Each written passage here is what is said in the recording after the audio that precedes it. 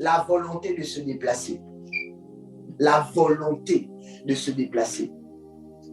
Écoutez-moi, peu importe que vous soyez un coureur ou pas, s'il n'y a pas en vous, surtout si vous êtes coureur, même si vous êtes un athlète professionnel, même si vous êtes excellent, si vous n'avez pas la volonté de courir, jamais, jamais, jamais vous ne remporterez un coup. Il y a des gens en Christ qui sont trop paresseux pour courir. On ne sait pas. Ils ne veulent simplement pas courir. Ils ne veulent pas courir. Là, je viens de vous parler, je suis en train de vous parler, je vous dis que vous êtes dans une course. Vous devez maintenant avoir la volonté de vous déplacer. Parce que vous êtes vraiment dans une course. Oh, bonté divine. Vous êtes dans une course. Ayez la volonté de vous déplacer. Déplacez-vous. C'est une volonté que vous devez avoir. Peu importe ce que Dieu veut faire avec vous. Si vous ne voulez pas vous déplacer, il y aura un problème. Comment on fait pour se déplacer? Laissez-moi vous dire. Oh, bonté divine, je sais comment on fait. La première chose qu'il faut faire, écoutez, aïe, aïe, aïe. En fait, c'est une seule chose, c'est une chose globale qu'il faut faire pour se déplacer. Remplir les exigences liées au déplacement. C'est tout. Il y a des exigences liées au déplacement. Écoutez, dans la course dans laquelle nous sommes, on ne se déplace pas juste comme ça. Je veux dire, la volonté de se déplacer est manifestée par les choses que nous faisons. Vous voyez, ça, ce n'est pas juste une confession. Seigneur, je vais me déplacer. Je me déplace. Seigneur, je me déplace. Je me déplace. Je me déplace. Non, non, non, non, non, non. Non. La confession, là, ça ne marche pas. Seigneur, je me déplace, je me déplace. Je déclare que je me déplace. Je me déplace. Non, ça ne suffit pas. Il y a des choses que vous faites qui vous emmènent à vous déplacer, à courir. Et la façon dont vous faites ces choses décide de la rapidité de votre déplacement. Vous comprenez? Vous ne dites pas juste, eh bien, je vais me déplacer vite. C'est pas juste, vous comprenez, ça ne suffit pas. Je vais me déplacer vite. Non. Vous allez vous déplacer vite si et seulement si vous faites certaines choses. Numéro 1. Devenir plus mature. Accepter de devenir plus mature par la méditation de la parole. Ça, c'est une exigence pour le déplacement. Vous ne pouvez pas donc juste dire, Seigneur, je vais me déplacer, je vais me déplacer. Non, non, non, non, non, ça ne marche pas. Il a dit méditer jour et nuit pour agir fidèlement selon ce qui est écrit. Josué chapitre 1, verset 8. Donc, vous ne pourrez pas faire sans méditation. Vous ne pourrez pas agir sans méditation. Vous ne pourrez pas être plus excellent sans la méditation. Méditer.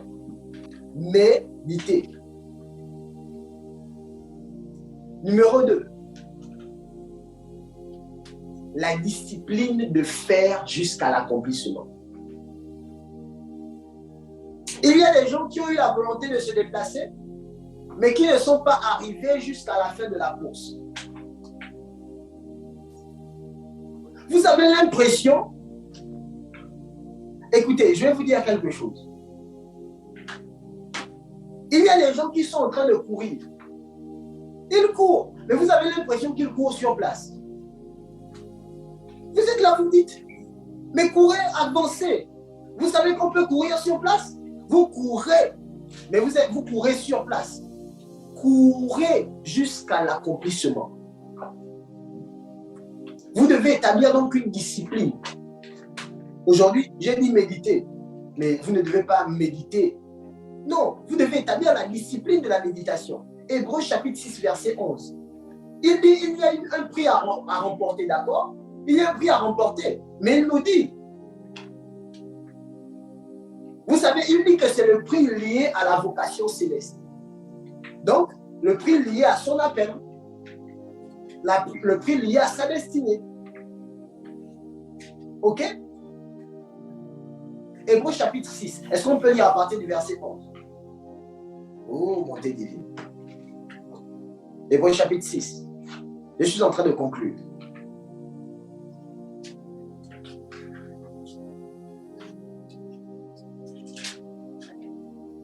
Est-ce qu'on peut lire ensemble Hébreux chapitre 6?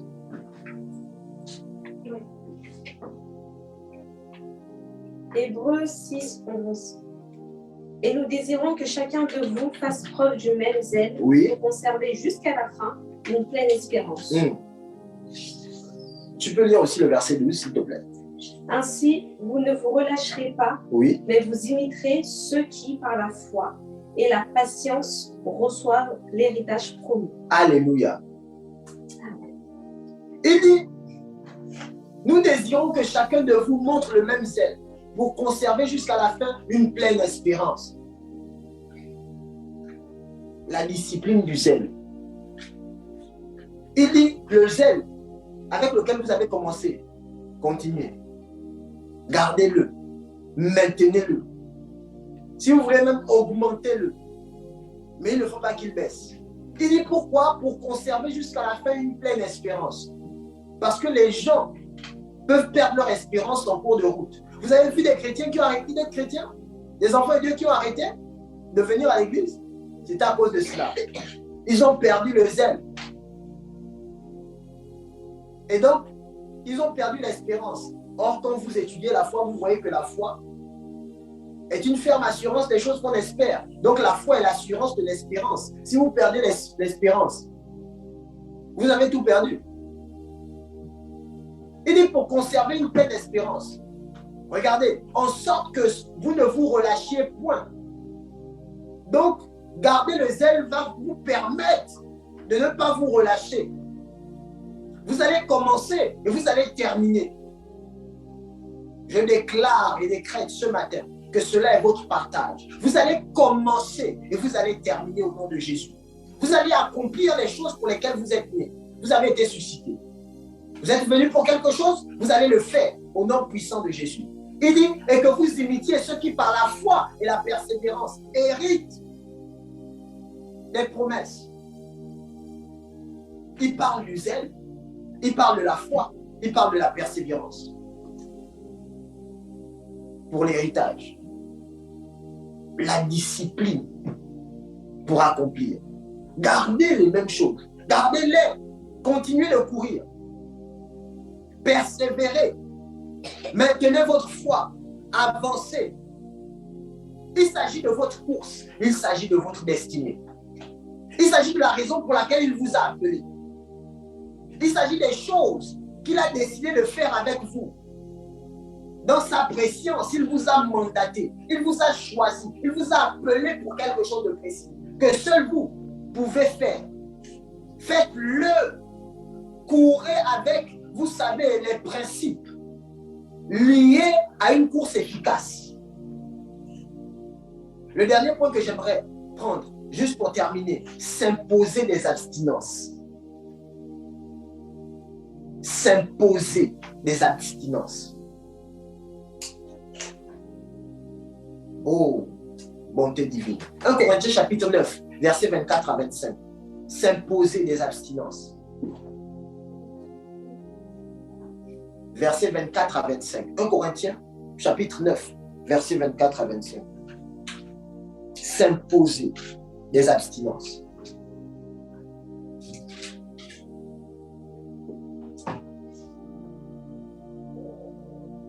Okay.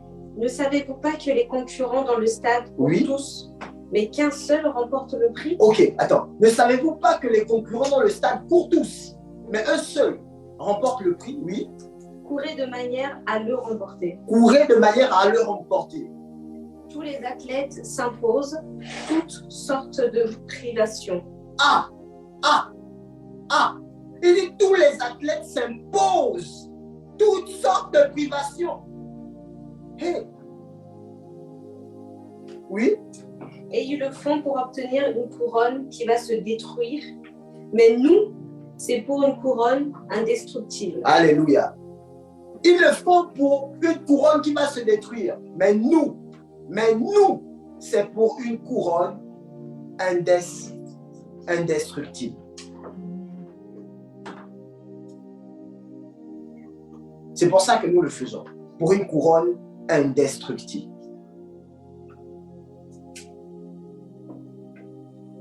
C'est pour ça que nous le faisons. Pour une couronne indestructible. Nous nous imposons en tant qu'athlètes. Nous sommes les athlètes de Dieu. Nous sommes les athlètes de Dieu, courant pour une vocation, pour le prix de la vocation céleste en Jésus-Christ. Nous sommes ces athlètes. Nous sommes ces athlètes. Et donc, quand nous courons, nous nous imposons un certain nombre d'abstinences. Écoutez, je veux que vous compreniez. Nous pourrions courir en ne nous imposant pas des abstinences. Ok? Mais nous ne ferons pas long feu. Et nous n'allons pas courir pendant longtemps. Notre carrière va s'arrêter. Regardez les coureurs. Si vous voulez être un coureur professionnel, vous voulez vivre efficacement avec ce que vous faites en tant que coureur professionnel, vous devez vous imposer des abstinences pour garantir votre longévité dans cette course. Vous imposez des choses. Ici, quand on parle d'abstinence, comprenez, on ne parle pas du péché. Parce que le péché a été traité déjà depuis. Alléluia. On a traité ça quand on a dit saisi par Christ. Ça, c'était traité. Si vous êtes conscient que vous êtes la propriété de Jésus-Christ, alors, franchement, vous le savez, vous marchez, Christ vous a saisi. Ce n'est plus vous qui vivez, c'est Christ qui vit en vous. Le péché est traité. Mais il y a des abstinences. Vous savez que vous pouvez dormir 7 heures de temps. Mais vous êtes un athlète de Dieu. Vous ne pouvez pas. Vous vous abstenez sur le temps de sommeil. Vous savez que vous pouvez manger tous les jours.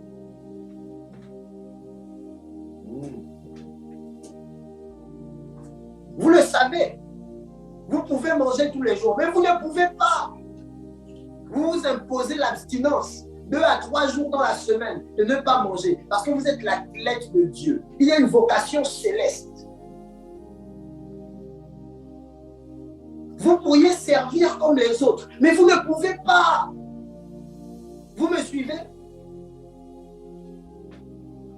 Vous ne pouvez simplement pas. Vous êtes un athlète professionnel. Vous courez après le prix de la vocation céleste en Jésus-Christ. Vous vous imposez des abstinences. Oh, bonté divine. Vous voulez courir efficacement. Voici les points que vous devez considérer. Est-ce qu'on peut se lever ce matin? J'ai terminé. Écoutez-moi.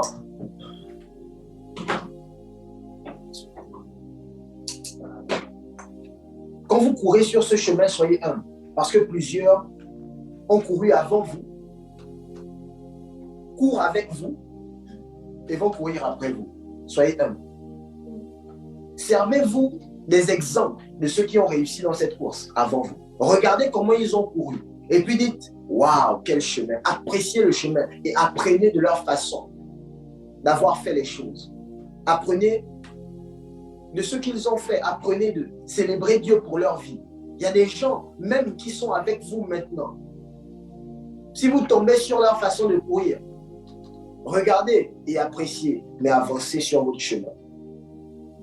Vous avez une course. Vous êtes un coureur professionnel. Vous ne pourrez accuser personne pour votre course. Il s'agit de vos pieds, de votre mental, de vos exigences. Il s'agit de vous, en fait. Il ne s'agit de personne. Chacun est sur sa piste. Vous ne pourrez pas dire c'est à cause de ma mère, c'est à cause de mon père, c'est à cause de mon frère, c'est à cause de tel frère. Ça ne passe pas. Ce n'est pas une excuse quand on est un coureur. Ça ne passe pas. Oh, c'est à cause de tel, c'est à cause de... Non, ça ne passe pas. Est-ce que vous pouvez lever vos mains avec moi? Vous avez entendu ce message. Peut-être que numéro 1, vous voulez vous repositionner en tant que coureur. Parce qu'il y a des choses qui ont été dites. Est-ce que vous pouvez prier et dire, Seigneur, je veux me positionner afin d'être un coureur efficace. Un coureur qui accomplit sa destinée en toi. Ma course, ma destinée. J'ai été appelé pour quelque chose. Je veux l'accomplir avec les exigences de Dieu, en prenant en compte ce que Dieu veut, ce que Dieu a dit, ce qu'il a décidé de faire. Maleshibrahidos, Kalabai Shabridos. Élève ta voix, élève ta voix, élève ta voix. Labra di masu prehede le faire la luz. Qui lebra de le chifaidisos. C'est toi qui m'as appelé pour cette course. C'est toi qui nous as appelés, Seigneur, pour cette course. Il s'agit de notre course. notre destinée. Tu nous as appelés, mandatés pour cette course. Tu nous as appelés, choisis pour courir cette course. Merci de ce que chacun d'entre nous court sur son couloir. Il dit les soldats de l'Éternel, chacun va son chemin sans influencer celui de l'autre. Que nous courons sur notre couloir, chacun en influençant pas celui de l'autre au nom de Jésus. Merci de ce qu'aucune personne sous le son de ma voix ce matin a des fardeaux. Je déclare et décrète que si quelqu'un a des fardeaux à cause de ses erreurs du passé, oh, Brahina Choufala Bragadia, Ridos Bradia, les fardeaux tombent au nom de Jésus-Christ de Nazareth. Libre Inos Tufai Masibre Idelechoufa. Baramadea Christ. Les fardeaux tombent. Maintenant, au nom de Jésus, les fardeaux tombent. Je déclare et déclare que vous courez avec rapidité. Au nom puissant de Jésus. Maintenant, est-ce que tu peux lever simplement tes mains? Reste silencieux maintenant, je vais prier pour toi. La Bible me dit quelque chose concernant Élie.